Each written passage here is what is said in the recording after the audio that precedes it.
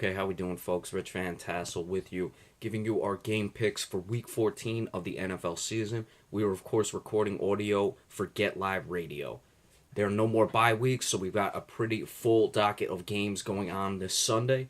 Our first game up, the Pittsburgh Steelers at 7-5, 3-3 on the road, travel to Buffalo to play the Bills, who are 6-6, 3-2 at home.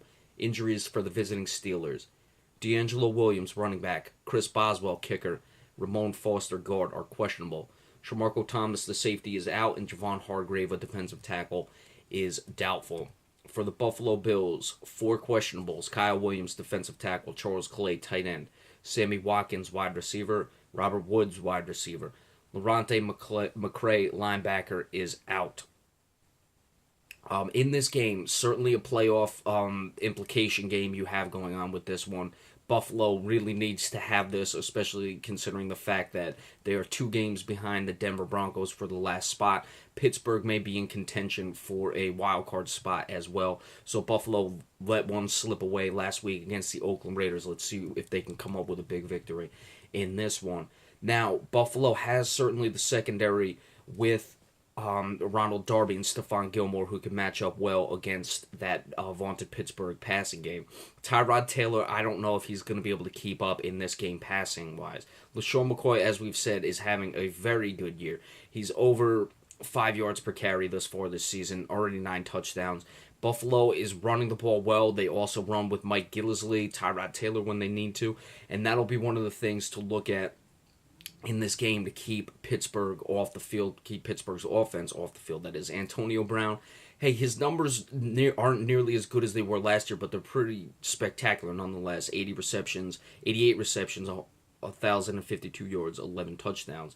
So certainly if Buffalo can control the running game and keep Pittsburgh off the field, that would work to their advantage. However, with the Buffalo Bills, as we discussed last week, I thought it would finally be a time where they get a big-time victory, which they just have not been able to get, and it's the reason why they haven't been to the playoffs in 17 years.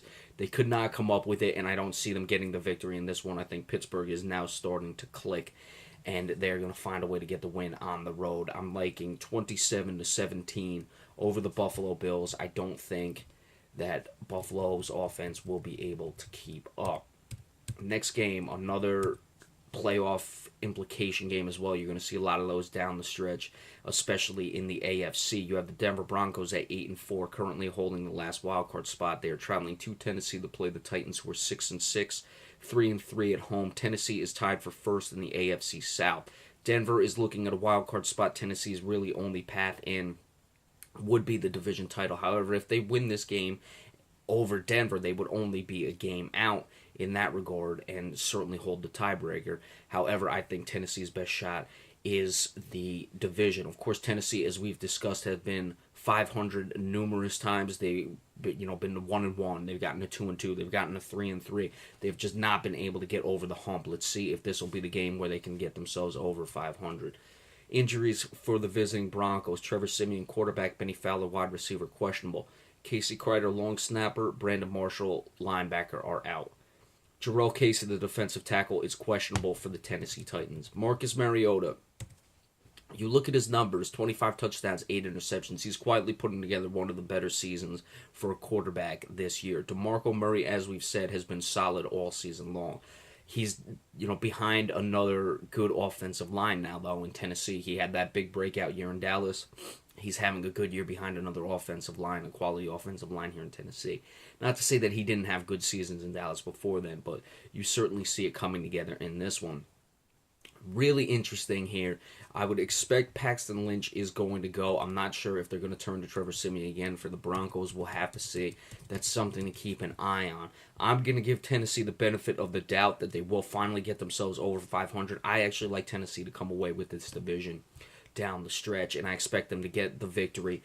They're going to be able to run the ball and slow down the pass rush of the Denver Broncos by running Murray up the middle, and that'll give Mariota the time he needs when they decide to drop back and pass.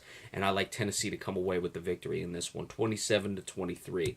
The Titans get themselves over 500. The Washington Redskins, 6-5-1, 2-3-1 on the road, travel to Philadelphia to play the Eagles, who are 5-7. 4-1 at home. Injuries for the Redskins, all questionables. Chris Baker, defensive end. Preston Smith, linebacker. Will Compton, linebacker. Derek Carrier, tight end. Jordan Reed, tight end. For the Philadelphia Eagles, Halapatuvati Vitayi, the offensive tackle, is out. Ryan Matthews, running back. Jordan Matthews, wide receiver. Dorial Greenbeck, wide receiver, questionable. Philadelphia finally lost a home game last week. They've really started to come back down to earth. They were 3-0. They've been 2-7 since. Carson Wentz starting to turn the ball over. I think a lot's been placed on Carson Wentz. I don't think he's a bust by any means. I just think that with that style of offense, trying to, as we've said, revert back to a more conventional offense from the Chip Kelly system that they've had, a lot's been placed on him. And once things got figured out, and the wide receivers really have been shut down because there's no real game breakers for the wide receivers for the Philadelphia Eagles, it's really started to affect Carson Wentz. As for Kirk Cousins, he's playing very well. Let's see if Jordan Reed is able to go. Washington absolutely has to have this game to keep pace in both the wild card races and the division races as far as the New York Giants in that division. I realize they can't catch the Cowboys, but they do have the Giants as a division opponent going for that wild card, so they're trying to keep pace in that race as well. Got to have this one. Philadelphia is struggling. It may be difficult. Philadelphia's played well at home. Philadelphia, if they win, theoretically, they could still run the table and make the playoffs. It's not going to happen, though, for the Eagles. I like Washington to get things together. Philadelphia is going to struggle in this game. 31-17, Washington, the victory over the Philadelphia Eagles. Next, the Arizona Cardinals, 5-6-1, 1-4 on the road, traveled to Miami to play the Dolphins, who are 7-5, 5-1 at home. Injuries for the Arizona Cardinals: Tyrann Mathieu, safety, is out. The rest are questionables. John Brown, wide receiver. Marcus Golden, linebacker. Robert Kendiche, defensive tackle, and Thurl Simon, cornerback. For the Dolphins, Kenyon Drake, running back. Xavier Howard, cornerback. Matt Moore, the backup quarterback, are questionable. Jelani Jenkins, linebacker. Mario Williams, defensive end, are doubtful. Arizona, I thought they were done, to be quite honest with you. They're likely not going to win that division, but it's not as far-fetched as it would have seemed a couple weeks ago, being that they play the Seahawks again, can get the tiebreaker. The wild card is still certainly in consideration because they beat the Redskins. However, the thing that's difficult for Arizona is while they beat the Buccaneers, they can't finish tied with the Buccaneers because they, assuming that Tampa Bay does not tie a game down the stretch, which I don't think will happen. If Tampa Bay were to tie a game, then certainly that would come into play. But I don't expect Tampa Bay to have any ties. So no matter what, Arizona will not finish with the same record as Tampa Bay where that tiebreaker would come into place. So Arizona, they essentially have to win out. They certainly got started on the right foot for that quest with the win against Washington. I wasn't surprised by that. I picked Arizona. I expect they would have rise up in that one. They did. Miami, coming off that 6-game winning streak, had it snapped last week. They are certainly still in contention for both the wild card races in the AFC. The division really out of reach for them, but either one of those spots they really could get for the wild card, either the top spot or the second wild card spot, really doesn't matter. But once Oakland lost, certainly things got opened up for them. But they need to win a game at home against the Cardinals team traveling there. Cardinals 1-4 on the road. They've got 3 road games left. Well, let's see if they can finally pick it up where they didn't have it for most of the season. That's going to be interesting with Arizona.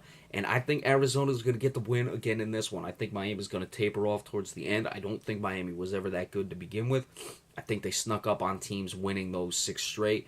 And I expect Arizona may win out and actually miss the playoffs, or go 8-7-1 and miss the playoffs and just be kicking themselves for getting off to such a slow start, because this is a quality team and they just didn't get it started early enough, and it's going to cost them. But I expect them to win this game, and I expect, like I said, that's going to be the Arizona Cardinals story this season, is they're going to end the season actually playing very well but miss the playoffs because they got off to a slow start. So the Cardinals in this one, 30-21 over the Miami Dolphins for another victory. All right, so we'll be back in just a little bit, and we will continue on with the rest of the game picks for Week 14 of the NFL season. Be sure to stay tuned for that, and we'll see you in just a little bit. Thank you.